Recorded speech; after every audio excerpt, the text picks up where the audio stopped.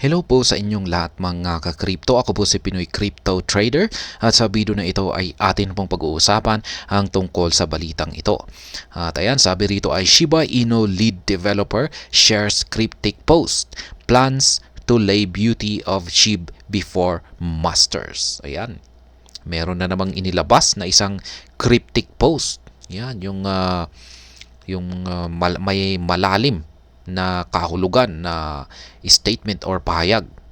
Yan, inilabas na naman ni Ginoong Satoshi Kusama. Yan, Satoshi Kusama. Siya po ang Shiba Inu lead developer. Yan. Sabi dito ay may plano tungkol sa lay beauty of SHIB before masters. Kaya ayan, ano kayang ibig sabihin niyan? At ayan, bago po tayo magpatuloy ay nais ko po munang bigyang linaw ang aking disclaimer kung saan ang nilalaman po ng video na ito ay hindi po ito isang financial advice. For education and information purposes lamang po ang layunin nito. Maliban po dito ay nais ko na rin pong magbigay babala na wala pong kahit anumang group chat ang Pinoy Crypto Trader.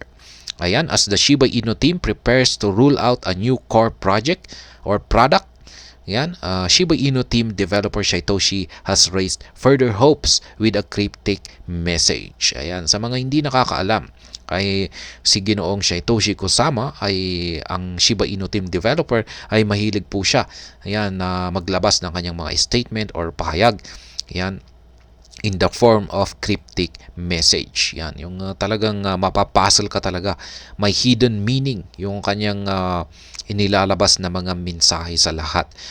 Ayan, pero kung nalaman mo, yan, na-discover mo kung ano yung ibig sabihin ng kanyang mensahe, ay ayan, malalaman mo na talagang punong-puno pala ito.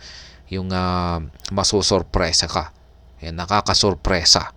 Kaya yan po talaga ang kaya yung mga cryptic messages ni Ginoong Satoshi Kusama ay talagang pinagkakaguluhan ng community ng Shiba Inu.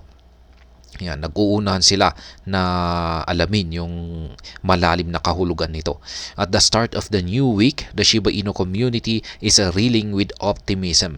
The project is on the verge of rolling out a self-sovereign identity or the SSI feature in the next few hours, creating more value for SHIB holders. Ayan na nga, yung latest na product or project na ilalabas ng Shiba Inu, yung SSI.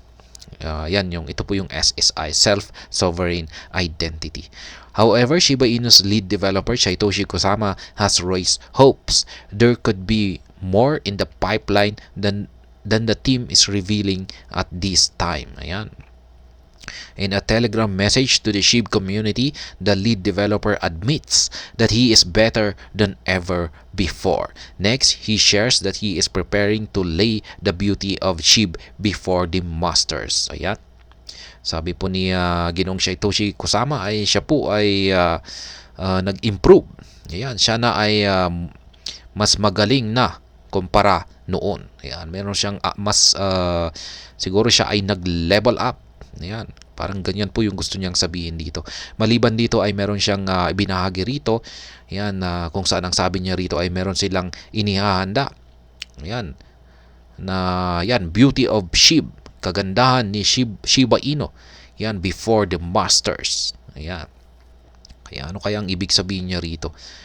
From yesterday's Telegram, hello boss Satoshi Kusama, how are you? Yan po ang ito po ang mensaheng ito ay mula kay Kuro SHIB Army ng Japan. Better than ever and preparing to lay the beauty of SHIB before the feet of the masters. Ayan, parang offering yung pagkakaintindi ko rito. Ayan, ito po yung actual na post ni Ginoong Satoshi Kusama. Better than ever in preparing to lay the beauty of SHIB before the feet of the masters. Ayan, rin-post lamang po ito ni Kuro SHIB Army ng Japan. Ayan, ano kayang ibig sabihin yan? The cryptic message has led to speculation, especially about who the masters are. Ayan, sino nga ba yung tinutukoy ni Ginoong Satoshi Kusama dito na mga master? Yan, siguro mga boss or mga taong may matataas na katungkulan. It is unclear. it is unclear whether Satoshi is referring to the sharing of core development progress with other developers within the SHIB team. Ayan. Another idea could be that the lead developer plans to promote the SHIB project amongst high-profile investors who are figuratively the masters of the cryptocurrency market. Ayan. Either way, the Shiba Inu community is elated to learn that the project's lead developer is feeling upbeat about its potential. Kaya yan. Malamang yung mga master daw na ito ay mga kilalang mga investors siguro na panibagong partnership na or magkakaroon ng partnership ang Shiba Inu. Kaya maganda po yan kung ganyan talaga magkakaroon ng collaboration sa mga ibang mga sabi dito, his increased involvement with the community after a period of silence has boosted the morale of SHIB enthusiasts. Talks of laying the beauty of SHIB before the masters only add to the positive momentum that has been building up for SHIB in recent weeks. Ayan, nagustuhan naman daw po ng buong community ng SHIB yung sinabi dito or inilabas na cryptic message ni Ginoong Satoshi Kusama. Ayan, kaya nagdulot po ito ng positive momentum. Yan, para kay Shiba Inu. Kasi yan, mukhang talagang magandang balita ito. Mukhang isang magandang merong inihahandang magandang development ang team developers ng Shiba Inu. SHIB bounces back 10% in a week. Meanwhile, SHIB holders had much to cheer on in the past week as the price of Shiba Inu bounced back alongside the rest of the cryptocurrency market. Amid a Bitcoin ETF-driven rally, SHIB gained investors' attention with a 10% increase in the past 7 days. Holders remain optimistic about further gains, especially with a new major feature launching this week. SHIB also ranks high on the list of cryptocurrencies to watch this week, with the MACD trend flipping bullish as a result of the recent price recovery. Ayan. Mukhang may maganda naman na inihahanda ang mga team developers para sa buong SHIB community. Yun nga lang at talagang ayaw po nilang ayan, lalong-lalo na si Ginoong Satoshi Kusama. Talagang gustong-gusto niyang sinosorpresa ang buong SHIB community. Kaya pero siguro sa pagdating ng mga susunod na araw ay unti-unti naman po niyang rini-reveal kung ano yung talagang gusto niyang ipagbigay alam. Yan, or yung mga developments na ito, yung mga paparating na mga developments na ito na nasa likuran ng kanyang cryptic na message. Kaya malalaman din po natin yan.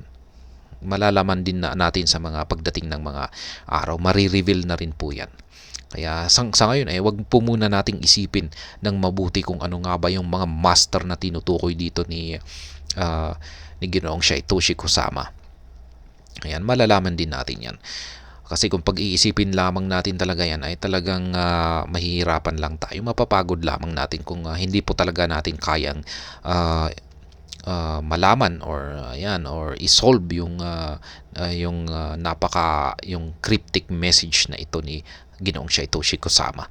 At ayan, hanggang dito na lamang po tayo sa video na ito. Sana po ay inyong nagustuhan ang aking paliwanag dito.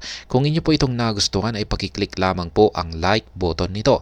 Para naman po sa mga bago lamang dito, kayo po ay aking inaanyayahan para mag-subscribe.